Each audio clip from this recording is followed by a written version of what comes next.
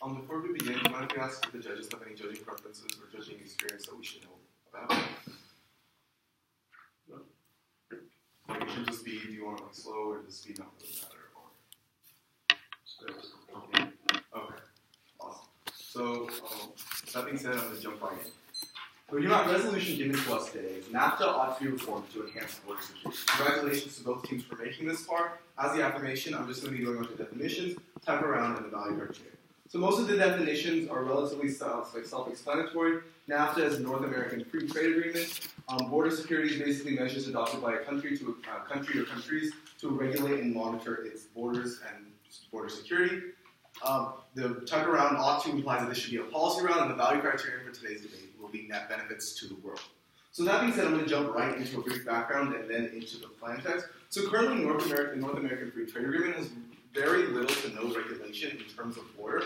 And what I mean by that is each country is left to do its own thing in how it deals with border security. Meaning that America can have its own policy, Canada can have a different policy, Mexico can have a different policy if it wanted. So all of these different countries in North America all have different policies. And although the countries are allowed to coordinate on their own accord, it often doesn't happen. There's actually very little coordination between multiple different governments in relation to border security and border control. So our plan text is that our agent of ACTA will be NAFTA. The funding will be about $500 million and will be taken by normal means, normally through the different member countries of NAFTA. The time frame will be as soon as possible. And essentially what's going to happen is that Canada, Mexico, and the United States will create this North American Inter-American agency. And what this agency will essentially do is it will coordinate all border policies between the three different countries. And how it will do this is that it will, one, oversee the creation of a database to analyze and combine information, essentially in terms of citizenship, like who's a citizen of where. It'll also share border security crime-related information. So for the United States, for example, Border Patrol knows about a crime that's going to happen. They can inform their Mexican counterparts. That often doesn't happen. And three, they can coordinate in terms of immigration policy and in terms of undocumented immigrants, if undocumented immigrant, which country is a citizen of where. So are there any questions on the agency? Yeah, so you're going to be increasing border security using this agency, right? Yes. So with that being said, I'm going to jump right into our first advantage, which can be tagline cartels. So the uniqueness of point one are the harms. So obviously cartels exist in the status quo and they're really, really bad. In fact, cartels are the entire net worth of all the different cartels in Latin America and South America, as well as Mexico, are expected to be around $80 to $90 billion. That's how much they generate in revenue every single year, but that's not even counting their assets. With their assets, they're actually expected to be worth around $200 to $300 billion, which is more than most United States corporations, and it's more than most countries, like a lot of countries in the world even are even worth. So what we can clearly see is that they're really, really powerful, and the reason that cartels are bad is because they commit multiple different atrocities. They engage in human rights abuses, and they document such as human trafficking. They engage in prostitution rings. And worst of all, they engage in massive drug smuggling throughout all of Latin America, all of the Americas. And the reason that this drug smuggling is really important is because that's where most of the cartels get most of their money from. In fact, that's what they used to use as the initial startup to fund a lot of their other operations. And after they get the money from the drugs, they can use that to basically make a lot of the other crime-oriented operations even stronger and bolster them even more. In fact, according to the Brookings Institute, 73% of the Medellin's cartels, which is one of the biggest cartels' revenue and profits, come from drug smuggling. The Sinaloa cartel, another giant cartel, gets 69% of its profits from drug smuggling. So we can see that drug smuggling is a really integral part of these cartels.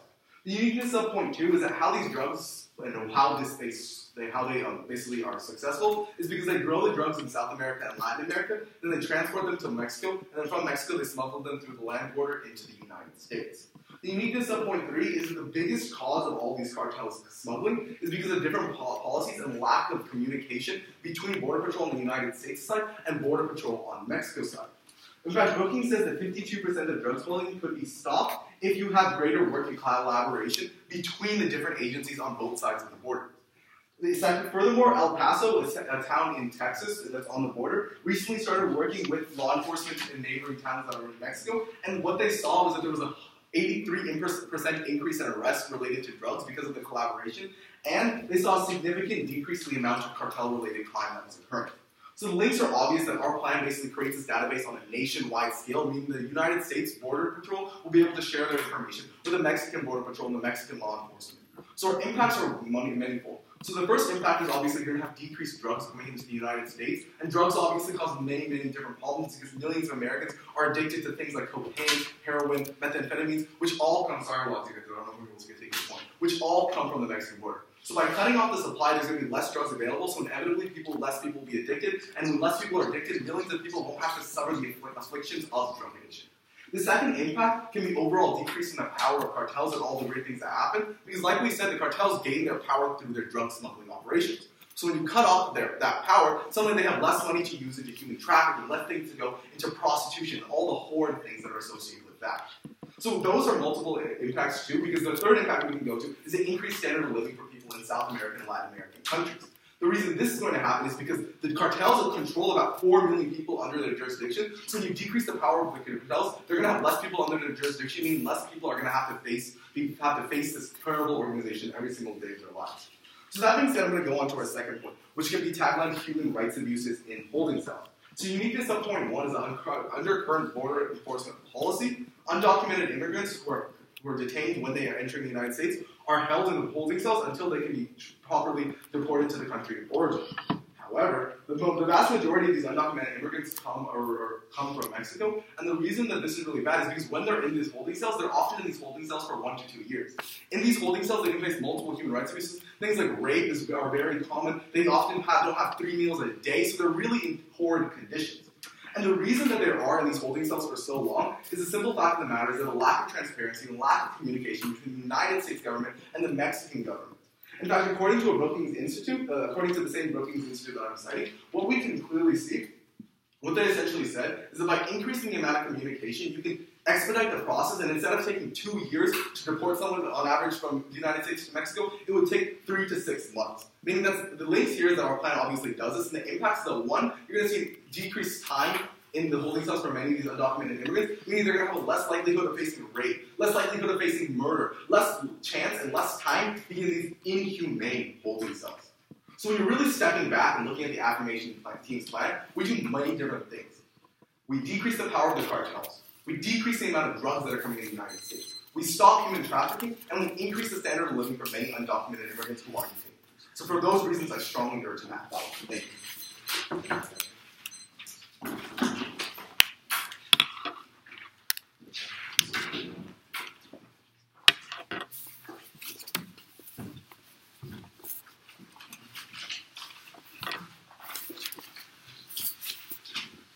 Give me a second to order. Yeah, sure.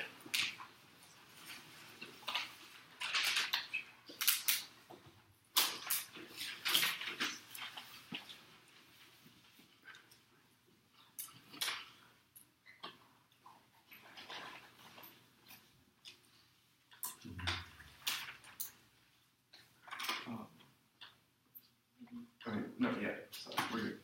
Alright, everyone ready? Okay, starting time now. First off, thank you judges for being here on a Sunday. Thank you. Thank my opponents and my partner. Now to jump right into it, first is the specificity. The interpretation here is that the affirmation teams need to specify a real agency and exactly what this agency accomplishes. The violation here is that they don't. They say their agent of action is NAFTA. NAFTA is an agreement. It's a treaty between countries. It's not an agency. NAFTA can't do anything. It was just a treaty signed between US, Mexico, and Canada. This is not a real actor. Then they say, oh, this new agency can track databases and crimes and do whatever they want and somehow solve for cartels and human rights and court clog in the United States. So you can't allow them to have this really big plan because otherwise they can just create things out of nowhere and take ground from us. So now moving on to the solvency press. So basically their plan just doesn't even solve for their impacts. You can look to their case. First off, the border control doesn't actually regulate cartels because you can look to this example. There's a cartel that dug an 8-mile tunnel from Mexico to the United States. Like the cartel always finds a way, and that their agency doesn't actually do anything. and doesn't actually regulate. Also on human rights abuses, they don't actually solve for this because their agency is just regulating border patrol. It doesn't have anything to do with court log and expediting the process. They say that their link is transparency and communication, which somehow increases this. This is not true. It's just U.S. courts and a large amount of people that are causing this issue. It has nothing to do with communication, and they don't actually improve communication. And also, the U.S. just won't agree to this plan because we can see in the past that Congress just will veto it. So now moving on to our first disadvantage, which is U.S. labor and consumer confidence. Uniqueness 1. U.S. agriculture relies on cheap labor to keep food prices down. This is according to the Washington Post. And cheap labor means agricultural companies can keep lower prices. Second uniqueness, what's happening is that high consumer spending is the only thing keeping the economy afloat right now. Look to the job market, which is really weak. The Bureau of Labor Statistics reported on October 3rd that the economy only added 142,000 jobs in September, which is 200,000 below the predicted amount, yes. How can you say our economy is weak when we have a 5% unemployment rate and our economy has increased in size for the past 6 quarters? Right, so the economy is increasing after the recession, but it's really fragile. I can show you that we're increasing jobs, but that's below the predicted amount. And the unemployment rate doesn't account for long-term unemployment. There are more than 2 million people out of work for more than 6 months. Also, the stock market is weak. S&P is down 6.9% in the third quarter. Dow Jones is down 7.6%, and NASDAQ is down 7.4%, which is the biggest quarterly losses in 4 years. And consumer spending is the only thing holding things up because consumer spending has increased $55.2 billion in August. The link here. The plan increases border security, which decreases immigration into the United States. Therefore, agriculture no longer has as much cheap labor, so labor and food prices goes up. The plan kills consumer confidence because now consumers will see that food prices are going up, so they spend less money. This creates a rapid change in consumer confidence and leads to also less healthy food being produced as agricultural companies scramble to find some way to keep their profit margins. The internal link here, what happens is that consumer confidence is key to the economy. Consumer confidence is actually holding up 70% of the U.S. economy. And also there will be ripples throughout the economy as once consumers stop spending, businesses have to cut, lay off employees, and this leads to a wage price spiral. The impacts here is unemployment, cyclical poverty, and a collapse cycle. So you can see that due to a collapse of consumer confidence, and that is the only thing holding up the economy will ultimately collapse and force a lot of people out of their jobs and into poverty. The second disadvantage is xenophobia.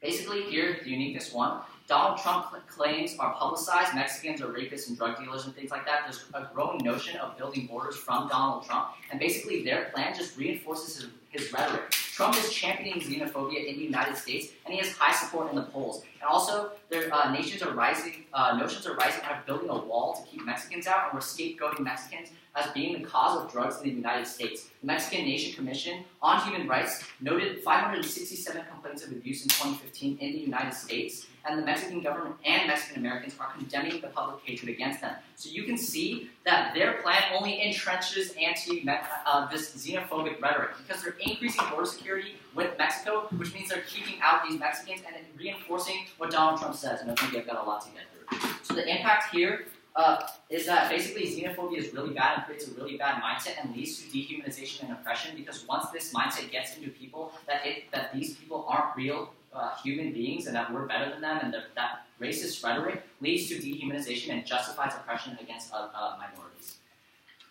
Third point is Mexican economy. Basically, when NAFTA was ratified by Mexico had to spend revenue on increasing border security. Mexico is subject to higher interest rates on loans in the United States, making it harder deficit to spend. They said that we have to pay $500 million to pay for this. Mexico is going to have a really hard time doing that. Also, there's a saying that Mexico is the new China. There are tech companies moving into a stable Mexico. The link here, the plan forces Mexico to spend money on this border security, so businesses perceive Mexico as reckless and throwing away their money, and it leads to investor flight because now these tech companies that are going in will see that the Mexican government, which used to be stable, now has to spend a lot of deficit spending that hurts their economy on this border security, so they will no longer go into Mexico, and business confidence is key to Mexico, to the Mexican economy, and this investor flight will ultimately hurt the Mexican economy. Moving on to their case. Basically, they don't actually solve for the points. They talk about how, these cartels are really powerful, there's multiple atrocities and things like that. We agree cartels are really bad, but their plan doesn't do anything to solve that, right? Cartels are on an international scale. They just put borders between Canada and Mexico, which already exist, and cartels have found ways to subvert. So they don't solve for this. The agency doesn't do anything because this NAIA just collects databases and collects crime. Like, they don't actually do anything to stop the cartel. They don't go in and shoot people and things like that. That doesn't happen there. They aren't actually solving for the cartel. They talk about human rights. So they talk about human rights. And basically, these undocumented immigrants are like coming in. The issue here is not communication. It's just court clog and things like that. Their plan doesn't do anything because basically they say, it's lack of transparency and communication that's causing this. It's completely false. And this is completely outweighed by the fact. Also, the counter plan for the negation team is that the United States federal government will do their plan, but with prior binding consultation from Canada, Mexico, and the United States. Sorry about that. I'm only missing it higher than expected. Is that what you're talking about? Yeah. Smart.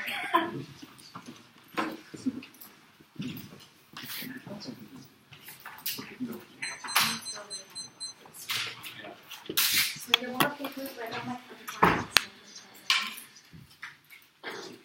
Wait, can you repeat your PowerPoint, please? Yeah, increased consultation between the three nations. Please specify that real quick. That's fine. That's a Okay. Great. There we go. You can turn. Just turn off and be this way.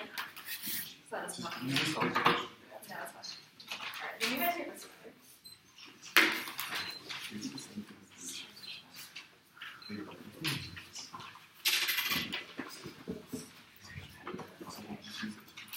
Yeah.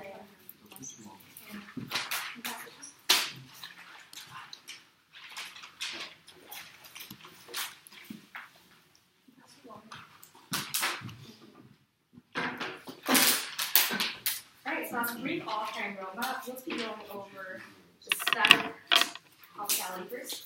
Moving on to county plan. And we'll be going on to the solvency press, going over our case, and going on to their 3 disadvantages. Alright, so time starts now. Let's start with this idea of speculation. First off, let's talk about the interpretation.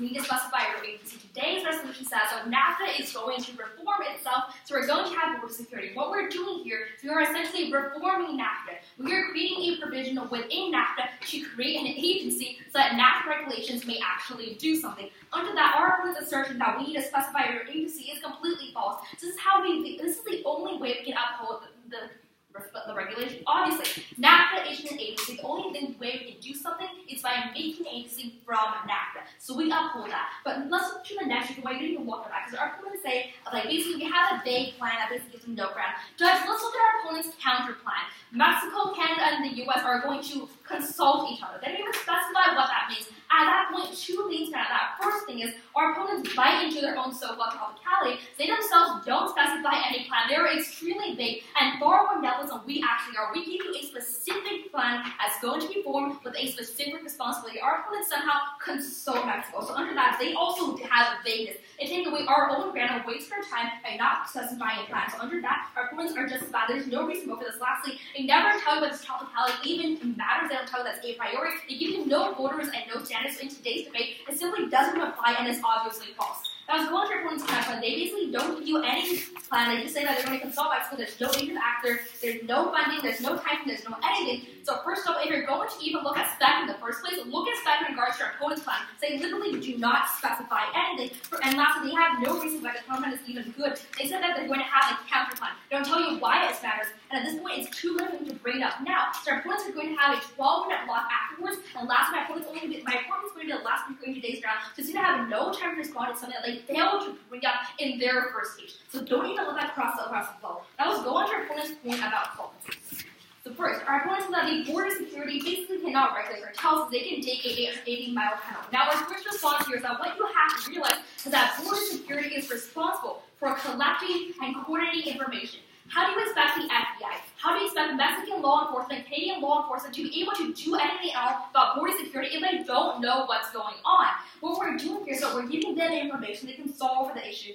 And so what we see is that we actually do have solvency. The biggest reason why we can't keep track of these cartels right now, why they can and dig an 80-mile tunnel, is because we have no information on their activities. Because the U.S., Mexico, and Canada aren't sharing information. Everyone knows a small piece of the situation, but no one knows the whole situation because no one's sharing. We solve for that, and so we can solve for border security. Now, second one, it's the whole problem with court law and all that, but that's the biggest reason why it's taken so long to cross these requests. First off, that is blatantly falsified. Our opponents never give you any evidence or proof. We cite multiple studies, we cite the Brookings Institution, and we're telling you right now that the biggest factor is bureaucracy and incompetence. Essentially, what's going on here is that the U.S., Canada, and Mexico enforce border laws differently. They collect information differently. So every single country has a different profile on who's entering, when they're entering, and what's happening. So the countries don't have the same kind of information. When that happens, you have a more bureaucratic red tape. Paperwork takes years and years to even go through because no one is doing it the same way as everyone else. So it takes years to process and streamline the process.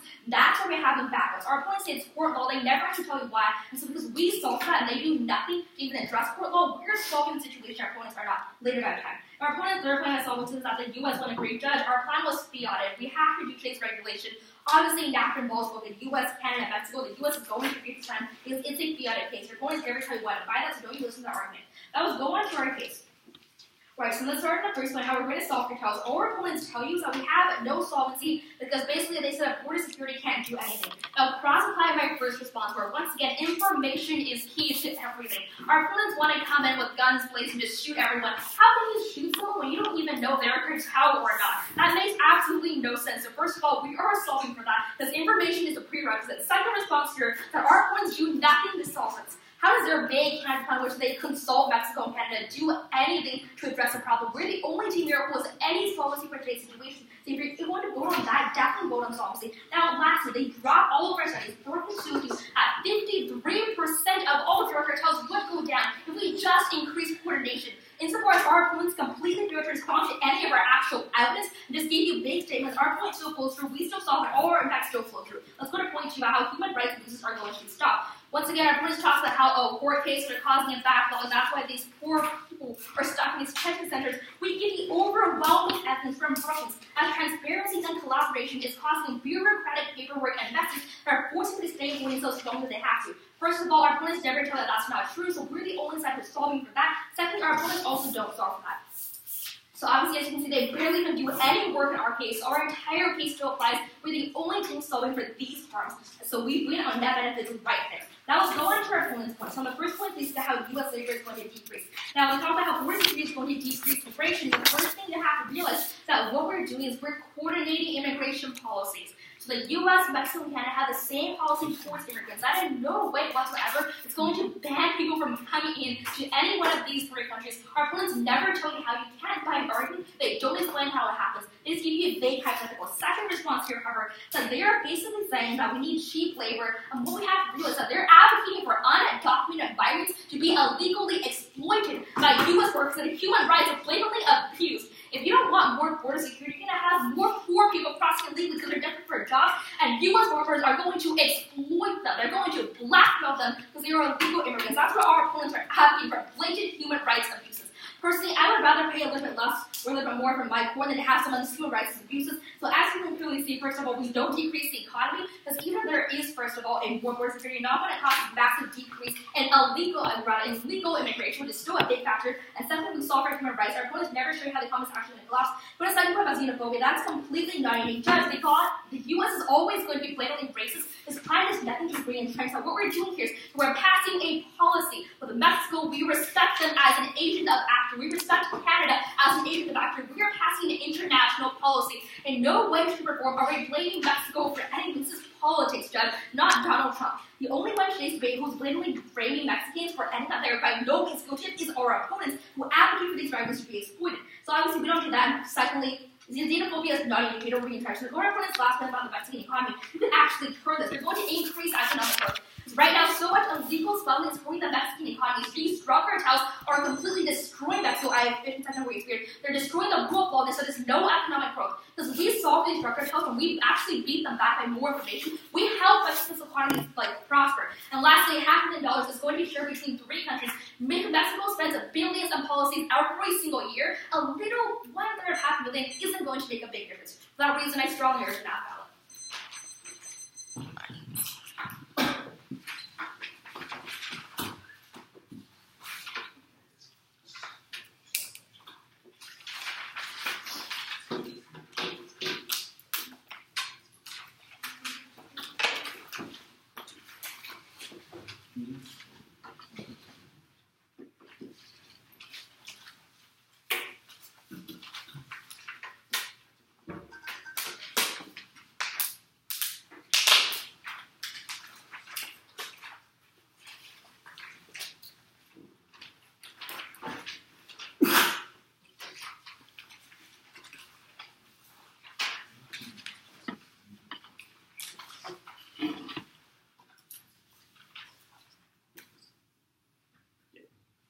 So starting time now. So first I'd like to thank you judges for attending this debate and making it possible. I also like to thank my opponents quickly for being competitive, and I'd also like to thank my partners. So in this speech, what I'll first be going through is first the topicality issue, then moving on to the counterplan, then looking at their case and their advantages, then finally looking at our disadvantage. So first on the topicality issue, we're going to kick this in the round. It doesn't matter because we didn't tack on the a priori issue. And since there's a wash in specificity anyways, we're just going to remove the topicality in this round so we don't need this sheet anymore. The issue is resolved, so we can continue debating. Next on the counterplan, yeah, we're going to kick the counterplan too because we see that it'll be unfair if we develop it, so we're kicking the CP too, so there's no issue there. So now I'd like to move on to basically their advantages, and then actually first on solvency press, so basically what they didn't really state was like how their agency is going to be uniquely more capable, right? What they said is that, okay, we're going to make this new agency and people are going to talk a lot more and this is going to solve this issue, but they didn't say specifically why this new agency will be uniquely able to combat these drug cartels and these this smuggling of people, and it's only going to make the bureaucratic issue even worse. So basically, why their case doesn't solve is because drug cartels are doing illegal activity, right? And these smuggling activities are illegal, and illegal people getting into the U.S. are also illegal activities. So therefore, the government should already know they're breaking the law, right? Then crack down. But the problem right now isn't that the government just knows that everybody's doing bad stuff, and they're like, okay, drug cartels, you can go to the United States and just proliferate drugs, right? That's not the case. It's not like the Mexican government knows that there's cartel activity right here, and then they're like, okay, we don't care.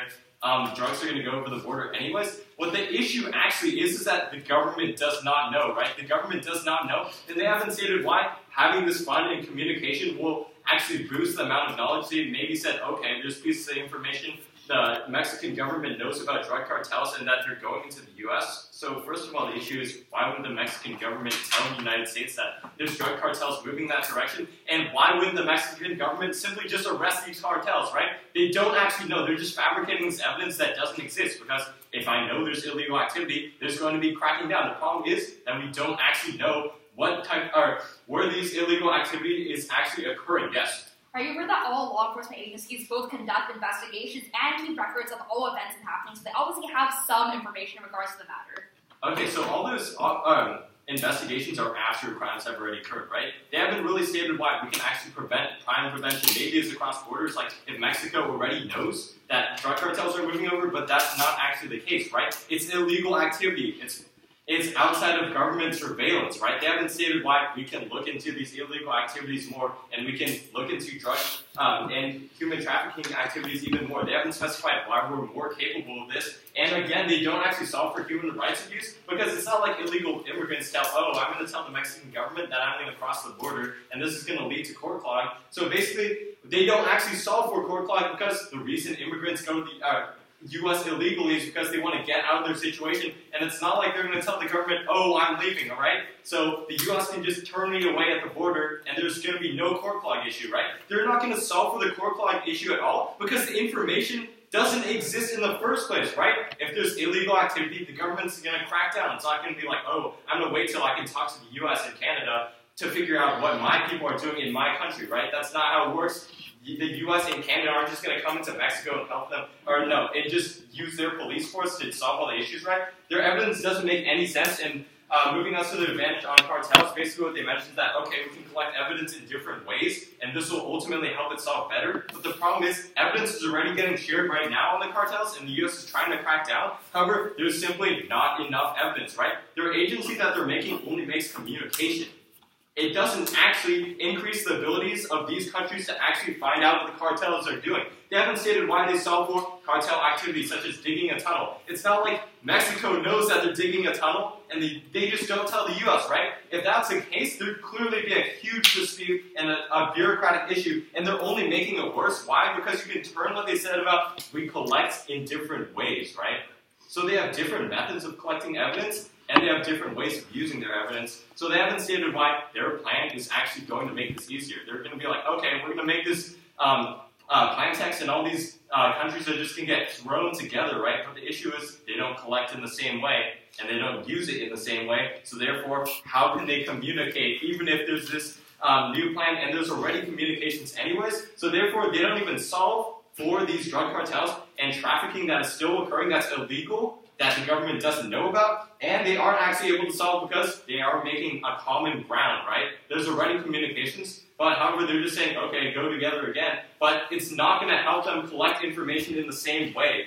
And moving on to human rights abuses, basically they said they're going to solve for holding cell issues and people in the U.S. that are suffering court-long issues. Again, this is illegal activity that the government doesn't know about. So how are they going to solve this? They haven't specified any way how they're going to decrease these migrants and also solve for these issues. And also on human rights abuses, they classify this to refute our argument about U.S.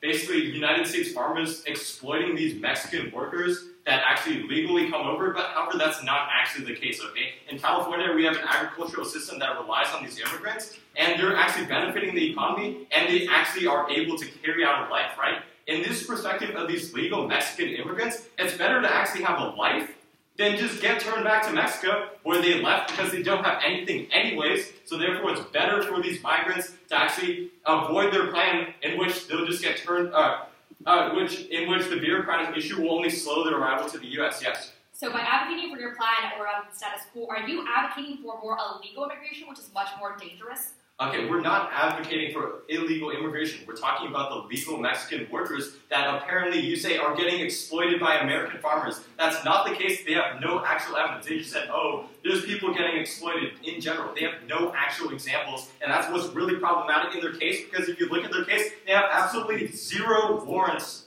on any of their advantages, right? They haven't told you one specific reason why, okay, this agency will have more capabilities than all these governments than they already have, right? And they didn't mention how we're actually causing human rights abuses. And onto our DAs, basically they didn't really talk about our BizCon DA on food, so therefore we know that food prices will actually go up because they're causing an issue here, and the Mexican economy will still go down as they don't have this capability, and they're completely conceding xenophobia.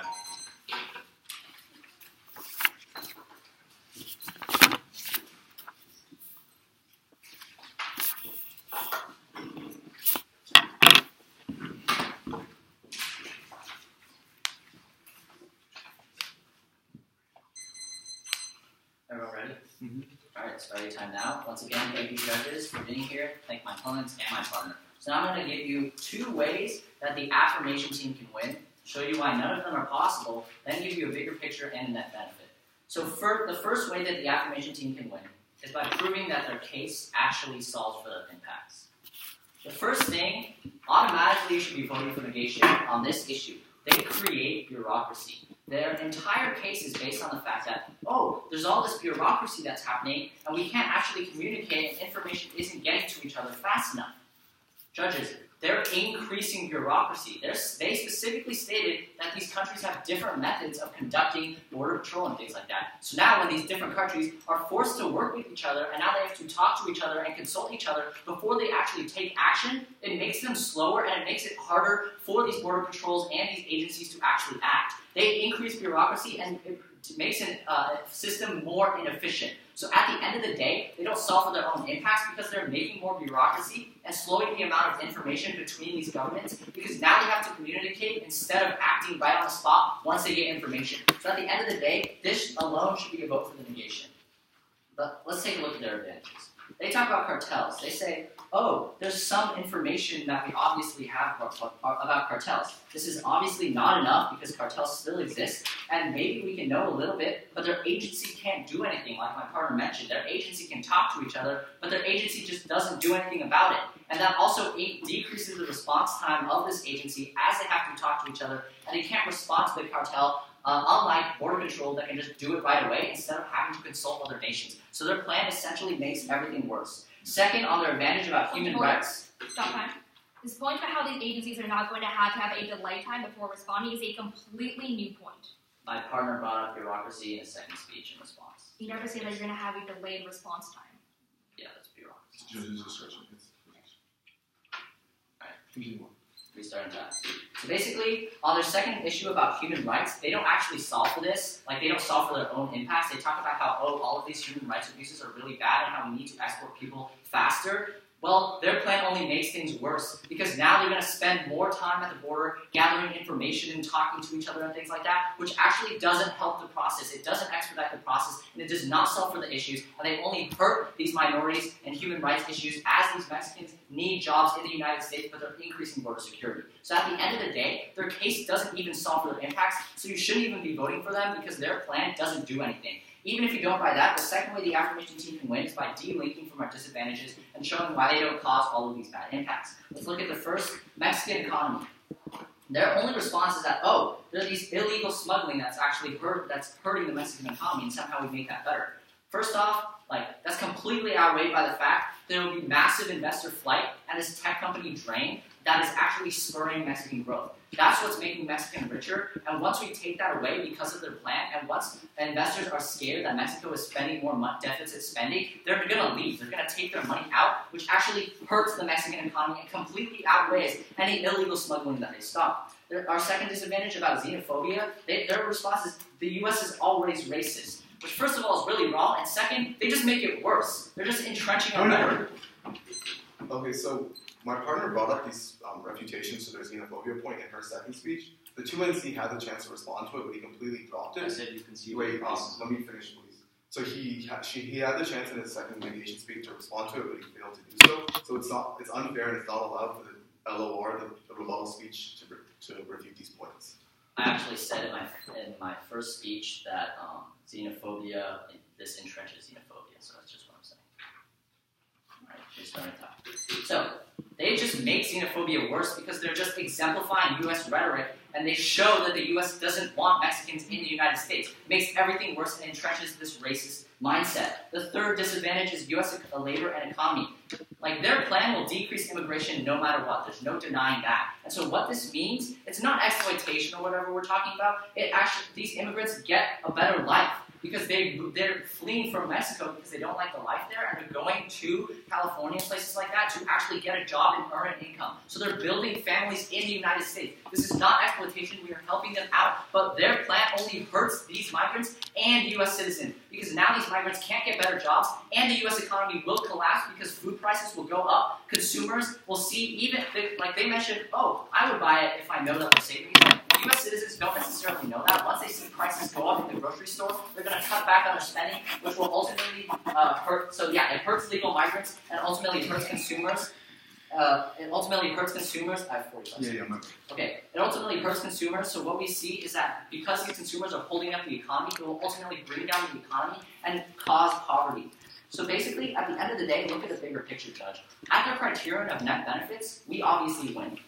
Their plan doesn't do anything to solve for their advantages because they only increase the amount of time it takes for these agencies to talk to each other, for these governments to figure out some way to act.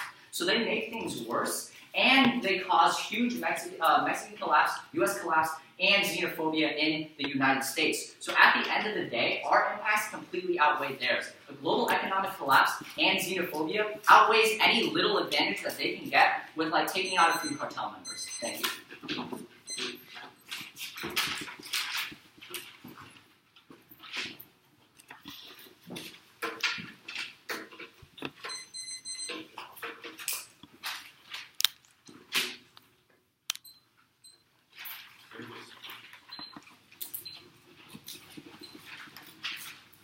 Sorry, give me 1 second.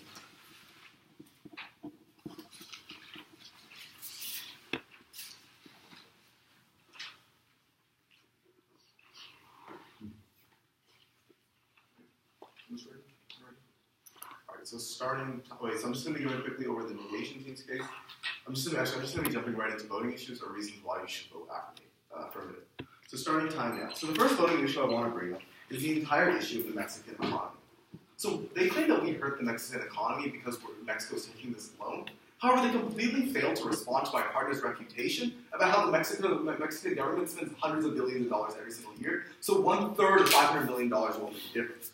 Furthermore, they conceded to our terms, basically showing how we actually help the Mexican economy. So I'm just going to show you right now. First of all, we solve for cartels, so what essentially we're doing is that we're making the entire Mexican environment more stable, making it more conducive for Mexican businesses. Second of all, they conceded to our point about how, because the Mexican government is taking action against these cartels and trying to make reforms against these cartels, investors will realize that Mexico is a better place to do business, thus that will actually increase investment and increase the Mexican economy. One word, please stop the time. We mentioned this Mexican economy advantage in my first speech, and this rhetoric that, we're removing cartels, which makes it better for these tech companies, is completely new, but could have been brought up. No, my partner That's said not exactly in my my speech. partner said that exactly in her second speech. It's a judge's discretion, so please look at your flow. So that being said, I'm going to go start time now. So that being said, I'm going to go into the xenophobia point. Again, here, Judge, they completely failed to address our refutation about how the United States have a lot of racist policies, so this entire point about how reintroduction racism doesn't really exist. And they failed to respond to our turn about how we actually decrease xenophobia, simply because now the United States is working even more closely with Mexico. We're working more closely with this country that we have these preconceived notions about, thus we'll actually have a decrease in xenophobia, meaning decrease in racism. So those two big points that they claim help them, actually help us more than they help them. So that means that I'm going to go into the third point about cheap labor. They essentially say that, first of all, they create this fallacy that they say that it's okay to exploit these illegal and undocumented immigrants. This is a horrid thing to even think about, and they said that this is actually good for these undocumented immigrants. Working 2 hours a day, every single day, for 13 hours is good for these undocumented immigrants. Not having access to education, kids only going to school 3 months in a single year is good for these undocumented immigrants. Does that sound logical? Or what does our plan sound more logical? Stopping the cartels that are ravaging these people's homelands. Creating a home and an actual sustainable economy. We clearly win and we clearly help these people more. So now I'm going to be going on to a brief overlook at the entire cartels point and a brief overlook onto the entire human rights abuses point, and then starting and refuting all of their reputations to those points. Then I'm going to be going on to an impact analysis. So for our cartels points, they have two big reputations. The first thing they say is that we're increasing bureaucracy. This just doesn't make sense. Think about it. The first thing, how are we increasing bureaucracy if we're creating a database for everyone to share information? How are we increasing bureaucracy if we're going to have one streamlined policy? Right now, if Canada wanted to share information with the United States and wanted to share information with Mexico, it would have to adapt, it would have to give that information to the United States. The United States would have to look at the information, realign it with its own policies. Then Canada would also have to give the information to Mexico, and Mexico would have to realign it with its own policies. By creating one streamlined system, you eliminate all of that time waste. Meaning that crime or information that the United States knows can be shared instantly. Furthermore, conversations just don't exist between the United States law enforcement and Mexican law enforcement. It's just simply really, really rare. So we obviously don't decrease bureaucracy. Their second point is that they say that we don't solve for cartels simply because the government doesn't know anything.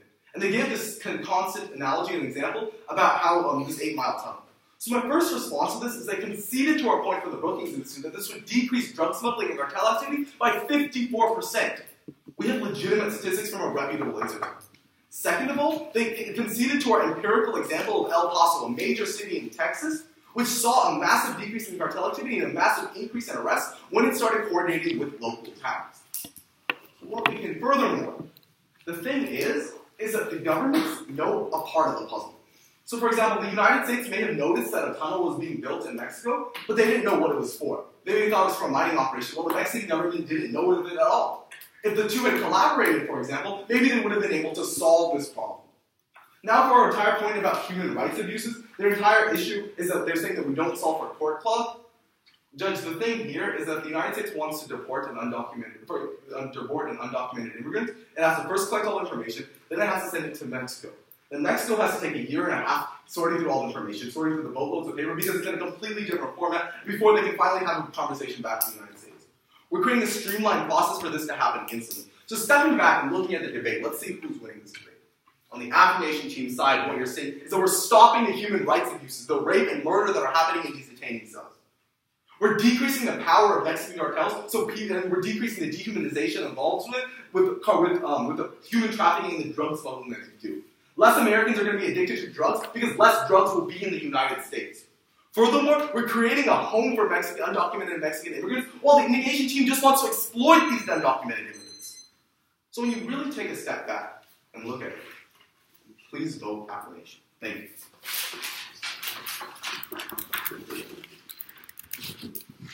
Thank you to all the members. Thank you.